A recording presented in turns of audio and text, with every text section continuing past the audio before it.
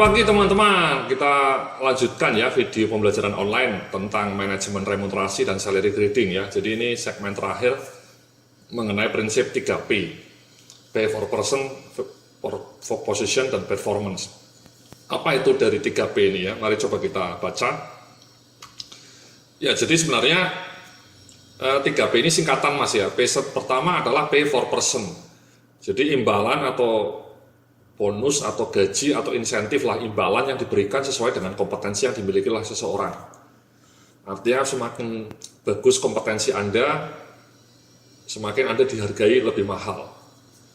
Yang kedua, Pay for Position, imbalan diberikan sesuai dengan beban tanggung jawab dan jabatan yang diembannya atau job value Anda. Kemudian Pay for Performance, imbalan yang diberikan sesuai dengan hasil kerja atau kontribusi dalam bisnis proses perusahaan ya. Jadi sebenarnya kalau yang tadi kita bicarakan salary grid itu kita emang lebih fokus ke yang nomor 2 ini mas, Pay for Position. Jadi Pay for Position itu betul-betul mencoba memberikan imbalan lebih pada beban tanggung jawab Anda, job value Anda, sesuai dengan job value Anda ya. Jadi ini yang sangat relevan dengan yang tadi kita bicarakan salary grading. Nah kalau yang nomor P1 ini ada semacam elemen tambahan mas ya. Selain posisi, Anda juga dihargai lebih mahal kalau kompetensi Anda lebih bagus. Nanti kalau Anda melihat video saya yang judulnya kompetensi based HR management ya, Anda bisa melihat yang saya sebut sebagai kebutuhan kompetensi jabatan dari level basic, kemudian intermediate sampai advance. Ya, ada skala kompetensinya dari level 1 sampai level 5. Nah, kalau kita pakai pendekatan Pay for Person, mungkin orang-orang yang sudah di level 4 misalnya, kompetensi yang level 4, gajinya bisa lebih tinggi dibanding orang yang kompetensinya masih di level 3 meskipun sama-sama di posisi yang sama. Saya memberikan contoh mungkin ya, kembali ke tadi ya. Jadi ini kan tadi saya menyusun ada grade, ada leveling. Nah, leveling A, B, C, D ini bisa Anda manfaatkan kriterianya tidak hanya durasi ya. Tadi kan waktu kita bicara kan kita kriterianya hanya durasi ketika dia di posisi itu dan juga hasil performance appraisal. Nah, kalau Anda misalnya sudah punya assessment center, perusahaan Anda sudah punya tools untuk menguji assess kompetensi dengan sangat bagus, dengan akurat gitu ya.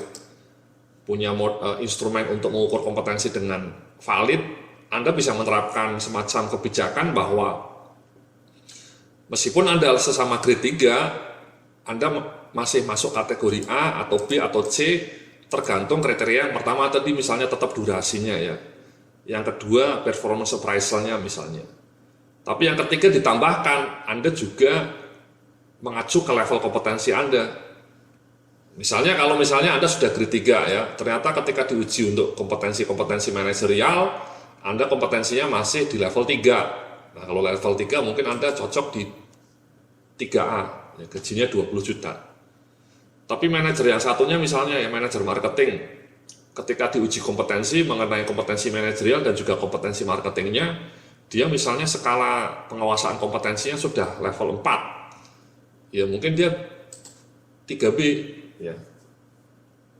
Atau misalnya satunya lagi manajer HR misalnya, kompetensi mengenai HR-nya, kompetensi manajerialnya sudah sangat jago, sehingga level kompetensinya 5, ya dia bisa 3C.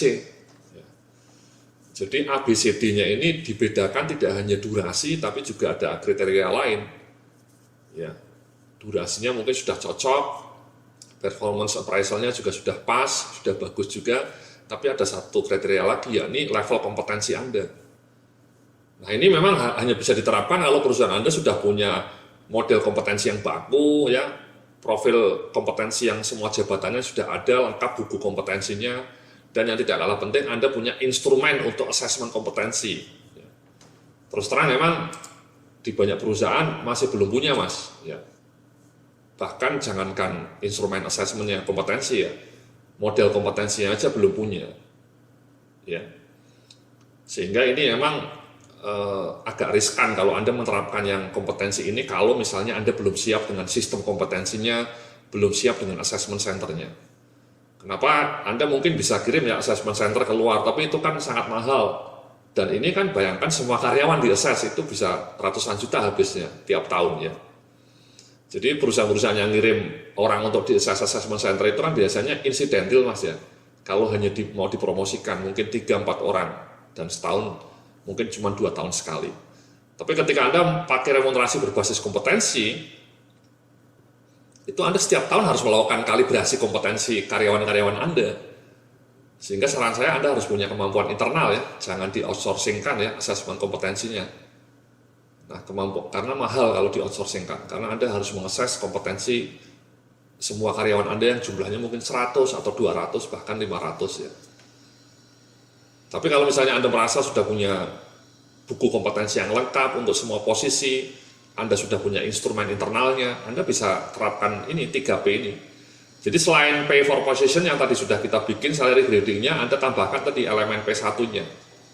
Ya, sekali lagi Anda bisa menjadi C, bisa menjadi D kalau level kompetensi Anda sudah level 4 atau level 5. Ya, jadi kriterianya tidak hanya durasi, tidak hanya pengalaman di posisi itu, tidak hanya hasil performance appraisal, tapi juga betul-betul asesmen kompetensi secara komprehensif.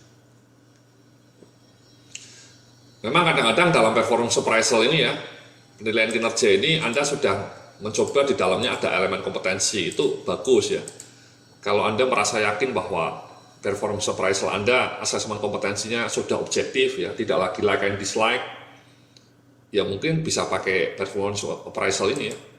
Prestasi kerja yang baik ini asumsinya kompetensi orangnya juga bagus.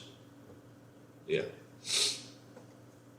Jadi Anda bisa menggunakan leveling ABCD ini kriterianya tidak hanya pengalaman kerja di posisi itu, tapi juga tadi level kompetensinya. Jadi itulah yang disebut pay for person, Mas.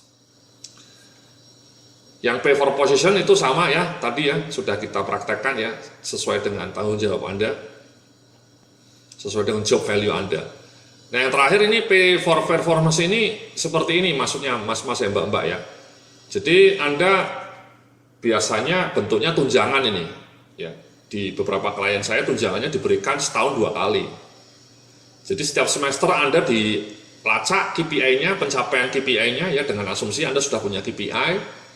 Ya ini P3 ini hanya bisa diterapkan kalau perusahaan Anda sudah punya KPI ya. Nah dari hasil KPI selama semester 1 itu misalnya nilainya 100 ya, sesuai dengan target. Kemudian perusahaannya ngasih tunjangan, misalnya ditetapkan kalau nilainya 100 tunjangannya katakanlah 10% dari gaji bulan, dari gaji selama 6 bulan itu misalnya. Ya. Besaran tunjangannya tergantung kemampuan keuangan perusahaan Anda Mas ya. Atau misalnya perusahaan ada yang bilang kalau misalnya dalam 6 bulan KPI Anda nilainya 100, Anda akan saya kasih bonus 1 kali gaji. Di semester 2 nanti juga kemudian nilainya juga 100 ya, tambah lagi 1 kali gaji. Jadi Anda dapat 2 kali bonus. Ya. Atau mungkin direkap dalam 1 tahun ya, dalam akhir tahun misalnya KPI Anda nilainya 100 ya sudah bonusnya 2 kali gaji. Kalau KPI-nya nilainya cuma 90 ya bonusnya hanya 1 kali. Kalau KPI-nya di bawah 90 ya sorry tidak ada tunjangan kinerja, tidak ada bonus kinerja. Jadi pay for performance ini bentuknya seperti bonus kinerja Mas ya, tunjangan kinerja. Dengan asumsi Anda sudah punya KPI yang rapi, yang dipantau setiap bulan. Again ini dalam video paket HR Management Training ini saya juga menyediakan modul mengenai bagaimana menyusun penilaian kinerja berbasis KPI. Anda bisa lihat, ya, Anda bisa pelajari. Jadi selain tadi gaji pokok tadi ya, selain gaji pokok didapat dari pay for position ya, atau juga ditambah kompetensinya ahli, Anda bisa juga dapat bonus kinerja sepanjang kinerja Anda sesuai dengan target perusahaan. Ya, jadi itulah namanya 3P. Jadi seperti ini Mas ya, kompensasi yang diberikan atas dasar kompetensi, position tadi atas dasar bobot jabatan ya, job value yang sudah kita lakukan tadi praktekkan. Kemudian ini diberikan atas dasar kinerja yang diukur melalui penetapan Key Performance Indicators. Jadi asumsinya Anda punya KPI. Jadi menjadi lebih bagus ya kinerjanya. Jadi Anda mengadres performance, mengadres kompetensi juga, mengadres juga bobot pekerjaan. Itu menjadi sangat komprehensif, Mas. Menjadi cetar membahana ya. Sistem remunerasi di tempat Anda menjadi lebih maknyus.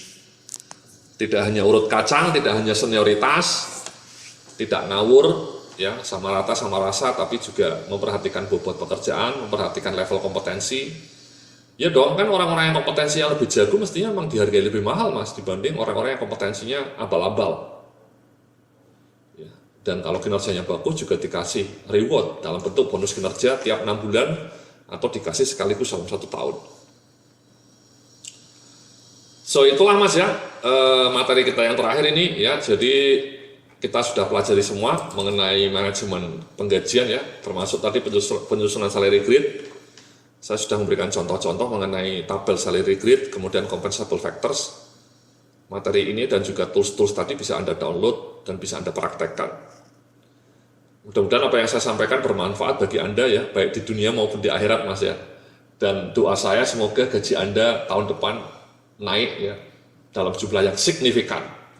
Sehingga rezeki Anda menjadi lebih maknyus dan lebih barokah. Amin ya rabbal alamin.